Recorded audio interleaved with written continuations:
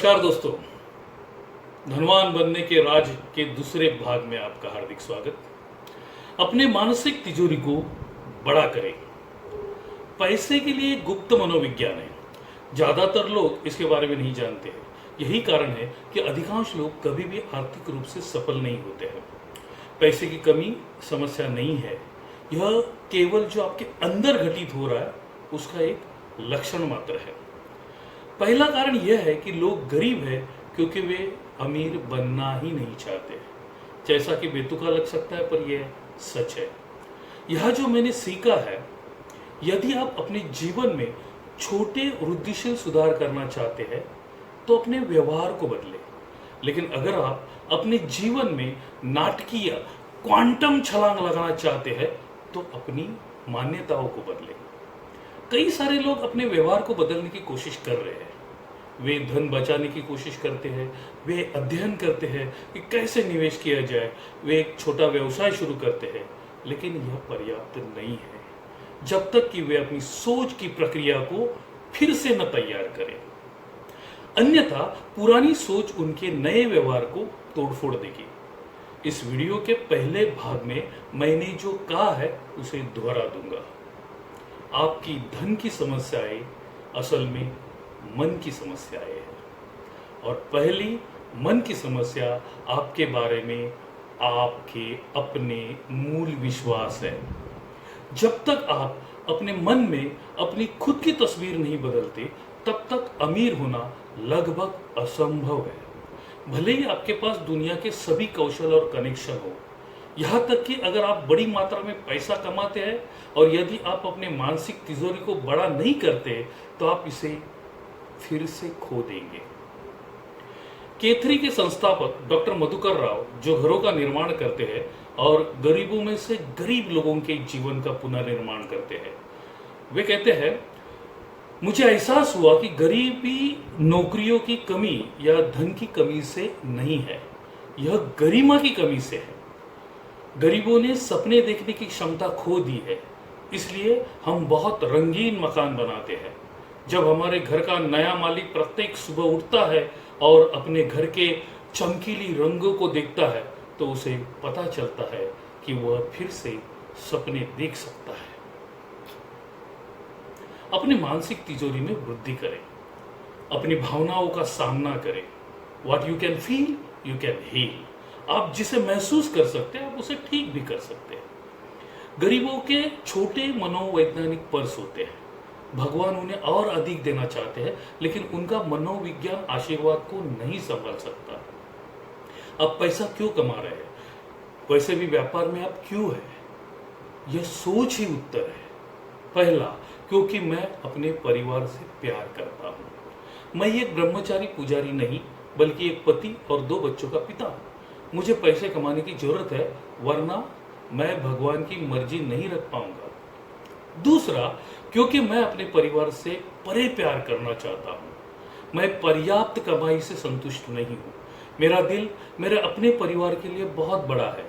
मैं पर्याप्त से अधिक अर्जित करना चाहता हूं ताकि मैं गरीबों और भगवान के कार्य को मदद दे सकूं। इसलिए अपनी भावनाओं का सामना करें।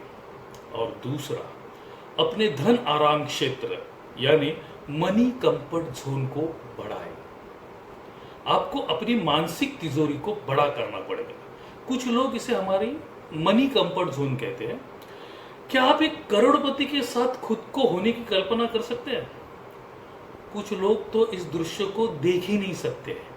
कुछ लोग इसे देख सकते हैं, लेकिन वे तुरंत असहज महसूस करते हैं, जैसे कि तस्वीर में कुछ गड़बड़ है। उदाहरण के लिए, कुछ के पास रुपए 10,000 मनोवैज्ञानिक बटुआ है। वे खुद को 10,000 रुपए प्रतिमाह कमाते देखते हैं, कुछ कम नहीं, कुछ ज्यादा नहीं। यदि उदाहरण के लिए उन्हें रुपए 20,000 का बोनस मिलता है तो वे बाहर से खुश होंगे, लेकिन अवचेतन यानी सबकॉन्शियस रूप से वे अंदर से घबरा रहे हैं, और इसलिए वे खुद को यह सब खोने के लिए मजबूर करते हैं, आमतौर पर इसे खर्च करके, ताकि वे अपनी आरामदायक 10,000 रुपए की पहचान पर वापस जा सके। वे ड्रेस, जूते, सेलफोन खरीदेंगे, कुछ भी सिर्फ पैसे से इजाद पाने के लिए। और अपने मनोवैज्ञानिक बटवे में वापस जाने के लिए। एक अध्ययन में लॉटरी विजेताओं को शामिल किया गया था जिन्होंने लाखों रुपए जीते थे। इन विजेताओं में से ज्यादातर लोग कुछ समय के बाद यह सब खो देते हैं। 5 साल के समय में वे अपने आप को उसी वित्तीय स्थिति में पाते हैं जो वे जीतने से पहले थे। क्यों? क्योंकि वह लोग अपनी मानसिक तिजोरी में खुद को फिट नहीं हो सके। उनमें कुछ विद्रोह कर गया, इसलिए उन्होंने उससे छुटकारा पा लिया। कुछ के पास 30,000 रुपए का मनोवैज्ञानिक बटुआ है, कुछ में 50,000 रुपए का, 1 लाख रुपए का और 5 लाख रुपए का 1 महीने का मनोवैज्ञानिक बटुआ है। आपका क्या है? आप कितने पैसे के साथ सहज है? यदि आप अमीर बनना चाहते हैं तो सबसे पहले अपने मानसिक तिजोरी को बड़ा करना होगा। अपने धन आराम क्षेत्र यानी मनी कंफर्ट जोन को बढ़ाएं। याद रखें, जब तक आप इसे अपने दिमाग में नहीं देखते हैं यह वास्तविकता नहीं बनती है। It's time to start living the life you are imagine. यह जीवन जीना शुरू करने का सही समय है जिसकी आपने कल्पना की है। आपने अपने जीवन को एक विशेष स्तर की आय और कुल निवल मूल्य पर संचालित करने के लिए प्रोग्राम किया है, क्योंकि यह आपका मनोवैज्ञानिक वॉलेट या मनी कंफर्ट जोन है। आप खुद को इससे 2 गुना या करोड़पति बनते हुए नहीं देख सकते। आप बस नहीं कर सकते क्योंकि आपके भीतर से आवाज आती है, क्या पागल है? मेरी दोगुनी कमाई, करोड़पति बने? हाँ, मैं मुंगेराल नहीं हूं। तो आप अपने जीवन के बाकी हिस्सों के लिए भी अपने मनी कंफर्ट जोन में ही रहेंगे। यह आपके प्रेम जीवन को भी प्रभावित करता है।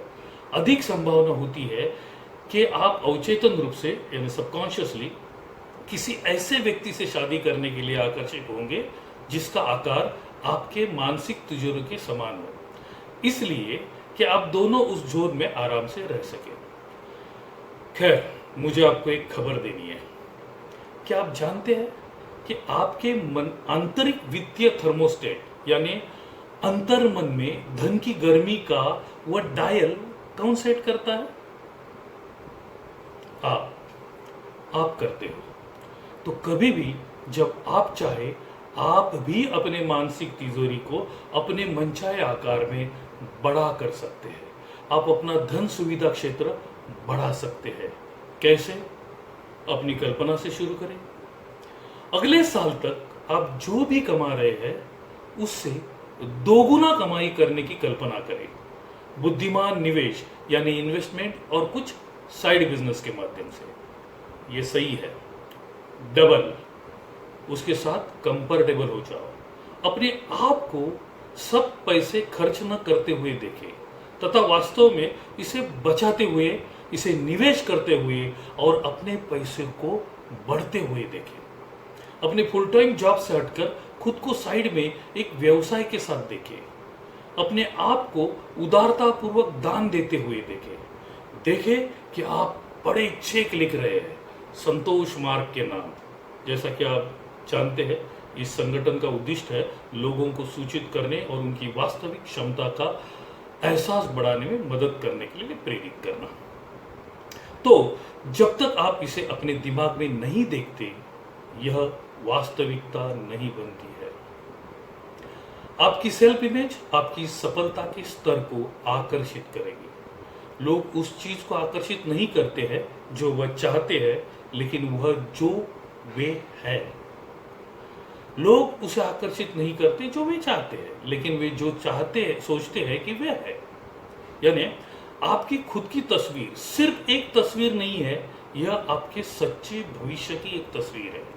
यह आपके जीवन के गैर वित्तीय यानी धन को छोड़ के बाकी के पहलुओं में भी काम करता है। उदाहरण के लिए, यदि आप खुद को मेरे बच्चों के लिए शानदार पिता के रूप में नहीं देख सकते हैं तो आप अपने बच्चों के साथ सही समय नहीं बिता रहे हैं, उनके साथ अपने रिश्ते का निर्माण नहीं करते।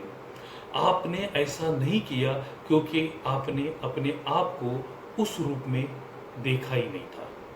इस सत्य को याद रखो, दिन के अंत में आप कौन थे यह मायने नहीं रखता है, यह मायने रखता है कि आप क्या सोचते हो कि आप कौन है, जो आपकी सफलता को निर्धारित करता है, क्योंकि आप उस चित्र के अनुसार काम कर रहे होंगे। एक नई तस्वीर प्राप्त करें जो आप वास्तव में अपने आप पर काम कर रहे हैं, यदि वह रहस्य है जो सारी सफलता को उजागर करता है।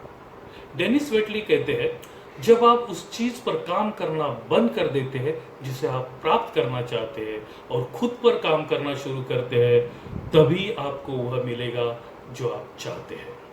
आपकी आत्म छवि आपकी मनचाही सफलता को आकर्षित करेगी। और एक महत्वपूर्ण बात जानते हैं, क्या आप भगवान के ब्रह्मांड में मिश्रित संकेत भेज रहे हैं? मैंने लंबे समय से सीखा है कि भगवान का ब्रह्मांड बस उसी चीज का जवाब देता है जो हम स्पष्ट रूप से बार बार और भावुक रूप से चाहते हैं। आप दुनिया में सभी वित्तीय ज्ञान प्राप्त कर सकते हैं, लेकिन जब तक आप पैसे के बारे में अपनी अचेतन यानी सबकॉन्शियस गलत धारणाओं को नहीं सुलझाते हैं या पैसे के संबंध में खुद की नकारात्मक छवि नहीं बदलते हैं, आप भगवान के ब्रह्मांड में भ्रमित, अस्पष्ट, असंगत संदेश भेजेंगे और फिर लॉ ऑफ अट्रैक्शन को गालियां देंगे। यह काम नहीं करता। मैं बताता हूं क्यों। कई लोग गरीबी में फंस गए हैं, विशेष रूप से उनके मिश्रित परस्पर विरोधी इच्छाओं के कारण। एक तरफ वे अमीर बनना चाहते हैं, उनके ऋण का भुगतान करना चाहते हैं और उदार भी होना चाहते हैं। दूसरी ओर बहुत गहरे अचेतन स्तर में वे अमीर नहीं बनना चाहते। चौंका देने वाला है ना। अपने अवचेतन विश्वासों के कारण कि पैसा बुरा है, अमीर लोग बुरे हैं और यह व्यवसाय गंदा है, वे वास्तव में धन को टालेंगे। इन मान्यताओं में से कुछ विकृत मान्यताएं हैं और धार्मिक विश्वास हमारी आत्मा के भीतर बहुत गहराई से नीत है। वे हमारी मूल पहचान का हिस्सा है। हम इसके बारे में अगले भाग में अधिक बात करेंगे। तो ये लोग समृद्ध कैसे हो सकते हैं? वे खुद को, अपने शरीर को, अपनी भावनाओं को, अपनी नौकरी को, अपने आकाओं को, अपने ग्राहकों को और ब्रह्मांड को मिश्रित संदेश भेज रहे हैं। विरोधाभासी इच्छाएं विरोधाभासी परिणाम पैदा करती है। जहां उद्देश्य की स्पष्टता नहीं है, कोई महान चीज हासिल नहीं की जाएगी। तो आप वास्तव में क्या चाहते हैं? क्या आप भगवान के ब्रह्मांड में मिश्रित संकेत भेज रहे हैं? चलो कुछ सुधार करते हैं। आपकी नकारात्मक पारिवारिक लेबल को चीर दें। कुछ माता पिता अपने बच्चों को बहुत कम मनोवैज्ञानिक पर्स देते हैं।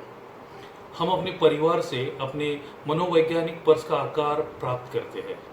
मैं इस संवाद को खिलौनों की दुकान में बहुत बार सुना हूं। जूनियर कहता है, मम्मी क्या आप मेरे लिए एक खिलौना खरीद सकते हैं? माँ कहती है, नहीं बेटा, हम ऐसा नहीं कर सकते। जूनियर कहता है, लेकिन मम्मी यह खिलौना सचमुच अच्छा है।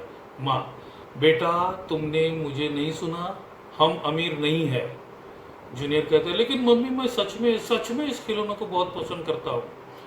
माँ, आखिरी बार बेटा मैं इससे फिर से कहने जा रही हूँ, इसे अपनी खोपड़ी में उतारो।